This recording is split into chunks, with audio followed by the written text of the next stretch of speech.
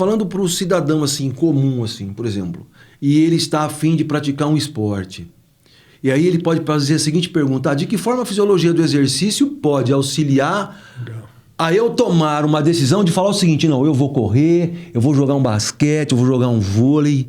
De que forma que a fisiologia do exercício pode contribuir com ele nessa tomada de decisão? Porque a gente sabe assim, eu tenho vocação para ser fundista, eu tenho vocação para ser velocista.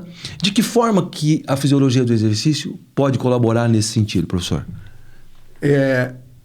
Se eu pensar a fisiologia do exercício estritamente, que é a ciência que estuda o funcionamento do organismo em condição de exercício, como é que a fisiologia do exercício pode pensar nesse atleta amador, né? Quer dizer, esse atleta recreacional? É um atleta, é um esportista recreacional. 2 pontos. Um primeiro dele, conhecer o seu nível funcional atual. Fazer uma bateria de avaliações físicas, ver o nível de capacidade aeróbica, aptidão cardiovascular, que tipo de exame que ele faz? A gente faz, por exemplo, testes simples. Eu posso fazer um teste ergométrico, um teste na esteira, um teste na bicicleta ergométrica, que é um teste que vai aumentando a intensidade até o indivíduo não aguentar mais, ou testes que são mais indicados em função do estado clínico atual, indivíduos que têm um alto risco cardíaco, por exemplo, porque tem alteração de colesterol total, tem fatores de risco cardíaco presentes. Você não vai fazer algo que leve a um nível extremo de esforço. Mas a gente tem uma infinidade de testes que são possíveis para acessar, por exemplo, a aptidão cardiovascular, que é o consumo máximo de oxigênio. Isso já é um parâmetro de nível físico, de capacidade funcional e de capacidade de trabalho. Para dizer assim para ele, olha, para você, as velocidades ou as intensidades ótimas para um primeiro momento, os 2 primeiros meses ficam em torno de 5 a 6, 7 por hora. Olha, para você pode ir 8, 9, do que depende isso? Do que ele tem hoje, do que ele é hoje.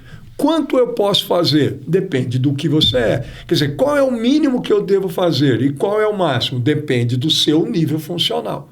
Então, para cada máximo funcional, obviamente, existe um mínimo. Se alguém tem uma condição máxima em que ele tem um consumo de oxigênio que é compatível, por exemplo, com uma velocidade de 10 km por hora, em que ele suporta isso por 2 minutos, 3 minutos, obviamente eu não posso colocar ele para já começar a fazer 8, 9 por hora direto, porque ele tem um nível funcional que é um nível ainda que exige velocidades um pouco mais baixas. Então, esse é um ponto. Testes de aptidão cardiovascular, testes de força, análise de composição corporal, percentual de gordura, massa muscular, isso pode ser feito por adipometria, por bioimpedância, por ultrassonografia. Tem uma série de recursos mais e menos onerosos, né? Mas tudo permite que seja feito. Avaliação postural, ausência ou presença de desvios posturais que determinam a possibilidade de fazer algum exercício, a impossibilidade de outro. Na medida que eu olho para isso tudo, eu tenho indicações, contraindicações e necessidades de exercício. Aquilo que é imperioso fazer, aquilo que é prioritário e é fundamental. Aquilo que é possível e aquilo que não é para ser feito nesse momento.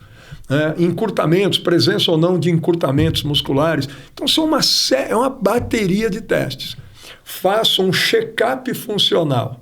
Tem um check-up clínico e o check-up funcional. Entendo a capacidade de trabalho atual desse indivíduo e, a partir dela, vem as recomendações do que fazer, quanto fazer, como fazer, por que fazer, como prosseguir, como conduzir a semana, por exemplo, quer dizer, como compor os vários perfis de treino, treino de força, treino de capacidade aeróbica, treino de velocidade, treino de salto, treino disso. Tem alguns indivíduos que simplesmente, eu gosto de jogar futebol e tal, então eu queria fazer uns testes para começar a treinar. Eu faço o teste todo, falo, posso dar uns sprints? Eu falo, não, você não tem nível ainda para isso. Lá no jogo ele está fazendo isso. A cada um que ele faz lá no jogo, ele está sob risco, por exemplo, de uma lesão. Então, é isso que eu ia perguntar para você, porque a fisiologia do exercício me parece que ela é preventiva. Ela é preventiva, ela é performática, porque ela tem como missão, uma das missões, entender o nível funcional atual. Sim. A bateria de teste, por exemplo, num atleta. E entender o nível funcional ideal para o desempenho daquela modalidade, para atender aquelas demandas da modalidade. Então, cabe a ele mostrar, o nível atual, ele precisa chegar aqui, ó. Esse é o nível ideal para essa modalidade, para o voleibol, para o basquete, para a natação de 100 metros e por aí vai. Cabe a ele, né, definir o nível funcional também ideal. E cabe ao preparador físico, à comissão técnica, né, buscar esse nível, encontrar as estratégias de treino para atingir esse nível. Independentemente do esporte praticado. Independentemente do esporte. Então, nessa perspectiva, ela é preventiva, mas ela não é primariamente preventiva.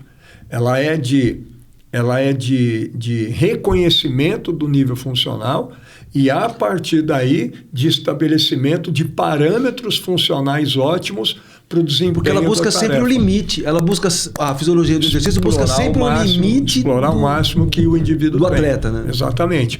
Então, isso é preventivo. Então, ela é secundariamente preventiva. A prevenção está implícita nela. Ela busca o reconhecimento do nível funcional, o entendimento das demandas do exercício, seja ele recreacional ou profissional, e a partir daí o estabelecimento do nível funcional ótimo.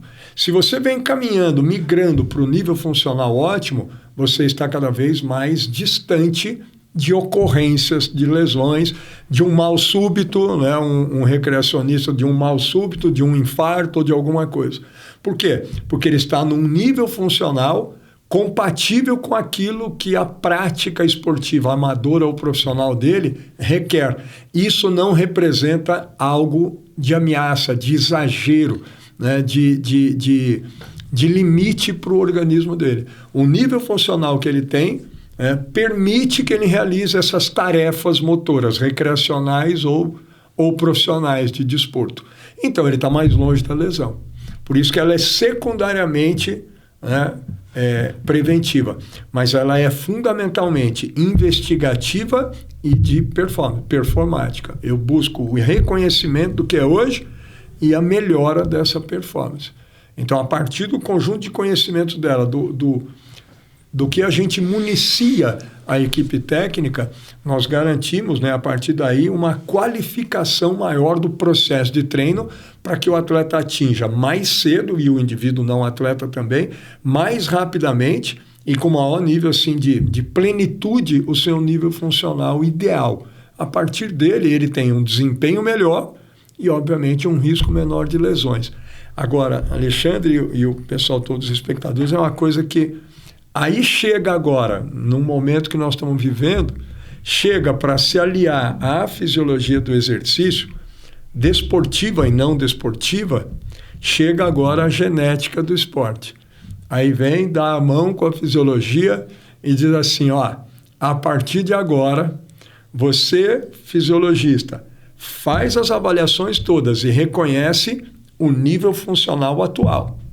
Mas o que eu estou avaliando? Eu estou avaliando como esse atleta é ou esse indivíduo está hoje. Sim. Isso é fenótipo. Eu vim ao mundo com o meu genótipo, minha carga genética. As influências do meio ambiente, o que eu já fiz de exercício, de treino ao longo da vida, construíram esse Cássio que está aqui. Sim. Isso aqui é um fenótipo. O meu genótipo está aqui dentro. Agora eu olho, faço os exames genéticos e reconheço a minha carga genética. Através dos cromossomos. E agora eu consigo pegar os testes, os resultados funcionais, combino isso com o potencial genético e agora eu começo finalmente a poder explorar ao máximo o indivíduo. Porque até então nós tínhamos os testes e deles o nível ideal. Mas esse indivíduo, geneticamente, ele tem melhores condições de responder a qual tipo de treino?